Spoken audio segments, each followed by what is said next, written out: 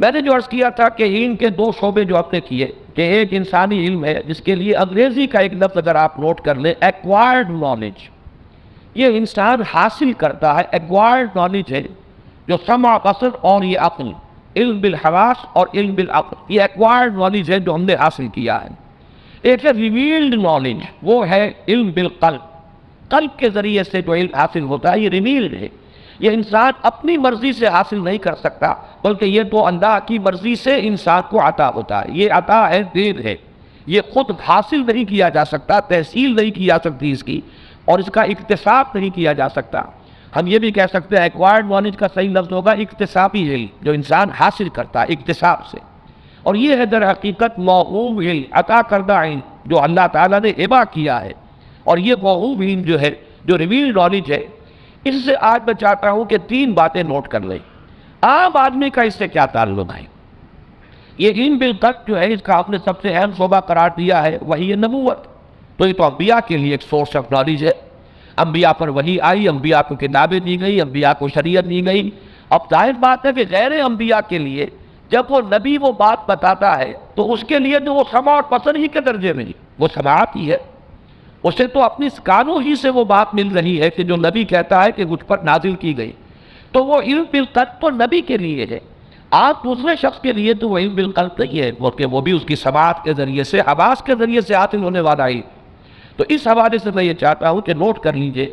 عام انسان کے اس علم بالقلب کے ساتھ تین رشتے ہیں۔ نمبر ایک تو سب سے بڑا رشتہ یہ ہے کہ ہمیں جو بھی علم ہدایت ملا ہے، چاہے ہمارے لیے وہ سمع کے درجے میں ہے، ربنا اننا سمعنا منادیا ینادی للایمان ان آمنوا بربکم فآمنا، پروردگار ہم نے سنا ایک پکارنے والے کی پکار کو کہ وہ ایمان کی ندا دے رہا ہے کہ ایمان لاؤ اپنے رب پر، تو ہم ایمان لے آئے۔ یہ سمیع ایمان ہمارا جو بھی ہے، بہرحال اس سے جو ہدایت ہمیں ملی ہے، تو ہمیں علمی طور پر یہ جاننا چاہیے کہ وہ ہدایت جو ہے اس کی سورس نبی کی سمع اور بصر اور عقل نہیں ہے، وہ اس کے لیے ایکوائرڈ نالج نہیں ہے، بلکہ اس کے لیے ریویل نالج ہے، اور اس سے ہمیں ہدایت حاصل ہوگی۔ یہ ہمارا رشتہ بالواسطہ ہے۔ البتہ بلا واسطے بھی ہمارے دو تعلقات ہیں۔ پہلا تعلق یہ ہے کہ اللہ کے جو نیک بندے ہوتے ہیں، نیک فرشت لوگ، اور یہ معاملہ صرف اہل ایمان کے ساتھ نہیں ہے، اگرچہ کسی شخص کا تعلق جو ہے ایمان کے ساتھ کسی سبب سے قائم نہیں ہو سکا، اس تک دین کا پیغام نہیں پہنچایا جا سکا، یا اس پر انکشاف نہیں ہوا کسی وجہ سے، لیکن ہے نیک فرشت انسان، تو اس تک بھی اللہ تعالیٰ کی طرف سے یہ جو جس کو ہم الہام کہتے ہیں اور القاء کہتے ہیں اور کشف کہتے ہیں، اس قسم کی چیزیں اسے بھی ملتی رہتی ہیں، اور اس سے جو اہل ایمان ہے ان کو بشارت ملتی ہے، ان کو اس سے تسکین قلبی، طمانینت قلب جسے آپ کہتے ہیں، الا بذکر اللہ تطمئن القلوب، وہ در حقیقت اسی علم بالقلب کا در حقیقت جو ہے وہ ثمرہ ہے جو انسان کو حاصل ہوتا ہے۔ اور تیسری اور اہم ترین شے جو ہے وہ یہ ہے کہ ایمان کے جو ایک عام آدمی کے لیے سمیع شے ہے،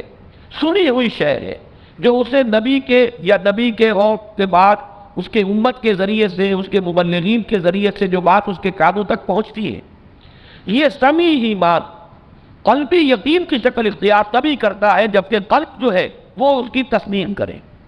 اسی لیے وہ ایمان مجمل کے الفاظ میں یہ جو اصطلاح آئی ہے، اقرار باللسان و تصدیق بالقلب، یہ تصدیق قلبی اگر نہیں ہے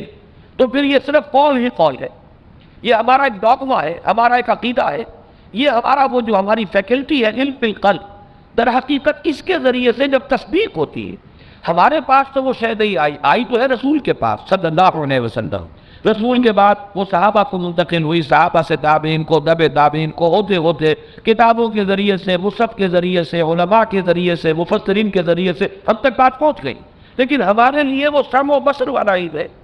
جب تک کہ وہ دل کے اندر اتر کر اور دل گواہی نہ دے دے کہ ہاں یہ بات صحیح ہے، جب یہ تصدیق بالقلب ہوتا ہے تب وہ ایمان قلبی کی شکل اور حقیقی ایمان کی صورت اختیار کرتا ہے۔ اس اعتبار سے یہ نہ سمجھیے کہ ہمارا کوئی رشتہ نہیں ہے،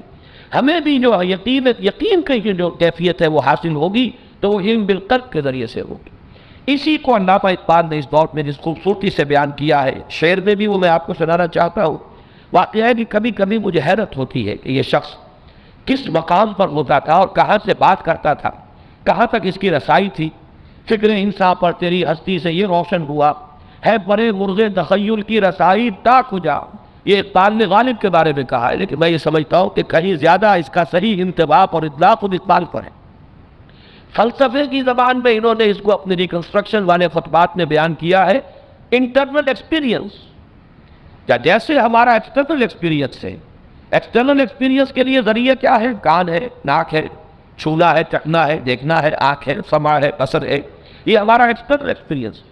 اقبال نے اس بات کیا ہے کہ اتنا ہی قابل اعتماد، بلکہ اس سے کہیں زیادہ قابل اعتماد جو ہے وہ انٹرنل ایکسپیرینس ہے، یہ تجربہ باطنی جو ہے یہ ہے اصل روح، اور در حقیقت ایمان انسان کا بنتا ہی تب ہے جبکہ وہ تجربہ باطنی کے ساتھ اس کی ہم آہنگی ہو جائے۔ بلکہ آج میں جب یہ سوچ رہا تھا تو ایک تمثیل ایسی ذہن میں آئی کہ جیسے بجلی کے دو تار ہوتے ہیں، پازیٹیو اور نیگیٹو، تو یوں سمجھیے کہ ایک علم ہمارے ہاں ہماری آنکھوں اور کانوں سے اور عقل سے ہو کر اندر اتر رہا ہے، اور تیسرا علم وہ ہے کہ جو قلب کے اوپر وارد ہو رہا ہے۔ جہاں ان دونوں کا کنیکشن ملے گا تب در حقیقت وہ جو کرنٹ ہے ایمان کا وہ رواں ہوگا، اور حقیقت میں وہ ایک لیونگ فورس جس کو میں کہوں زندہ ایمان، لیونگ کنوکشن، برننگ کنوکشن تب بنتا ہے جبکہ وہ تصدیق بالقلب والا جو انسان کا علم بالقلب والا جو فیکلٹی ہے اس کی وہ بھی بیدار ہو گئی ہو۔ اور شعر میں علامہ اقبال نے جو بات کہی ہے، تو عرب ہو یا عجم ہو تیرا لا الہ الا لغت غریب جب تک تیرا دل نہ دے گواہی۔ بڑا پیارا شعر ہے اس معنی میں کہ ہم تو کہتے ہیں نا کہ کاش ہمیں عربی زبان آتی، عربی زبان ہماری مادری زبان ہوتی، ہم اس کو سمجھتے، یہ بات ایک حد تک صحیح ہے، اس لیے کہ یقیناً اپروچ ایزی ہو جاتی، ہمارا کم سے کم یہ سماعی ایمان جو ہے، اجتماعی ایمان، اس کے لیے تو آسانی ہو جاتی۔ یا جس شخص کے اندر اللہ تعالیٰ کسی اور ذریعے سے، کسی اور محرک اور کسی اور اللہ تعالیٰ کسی اور ذریعے سے اس کے اندر ایمان کی چنگاری پیدا کر دیتا ہے، اب اس کو قرآن مجید سے اسے بھڑکتی ہوئی آگ بنانے میں سہولت حاصل ہو جاتی۔ لیکن علامہ کہہ رہے ہیں کہ عرب بھی ہو اگر، لیکن اگر اس کے دل سے گواہی نہیں نکل رہی، بلکہ اندر وہ فیکلٹی آف ہارٹ جو ہے وہ مردہ پڑا ہوا ہے، قلب جو ہے مجھے یہ ڈر ہے دل زندہ تو نہ مر جائے،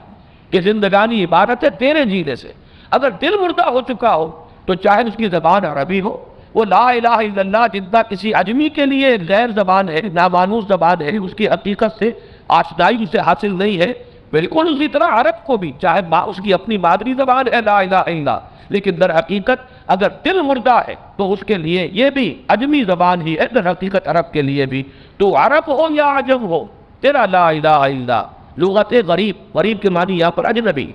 غریب کے معنی وہ اردو والی غربت نہیں ہے، لغت غریب، بدا الاسلام غریبا وسیعود کما بدا فطوبی للغرباء، یہ وہ غریب ہے۔ تو عرب ہو یا عجم ہو تیرا لا الہ الا اللہ لغت غریب جب تک تیرا دل نہ دے گواہی۔ یہ ہے علم بالقلب کا وہ معاملہ جس کی حاجت ہم میں سے ہر شخص کو ہے۔ وہ دل کچھ بیدار ہو، اسے کچھ مل رہا ہو، وہ تصدیق کرے کہ ہاں قرآن جو کہہ رہا ہے صحیح ہے، محمد نے جو فرمایا بات صحیح ہے، اندر سے اس کا اپنا ایکسپیرینس بن جائے، اس کا اپنا داخلی تجربہ، باطنی تجربہ بن جائے، یا جسے صوفیہ کہتے ہیں جب یہ انسان کا حال بن جائے۔ حال اس وقت بنے گا جب کہ ان کے یہ دونوں شاخیں آ کر مل گئی ہو اور ان کا باہمی ربط اور تعلق قائم ہو جائے۔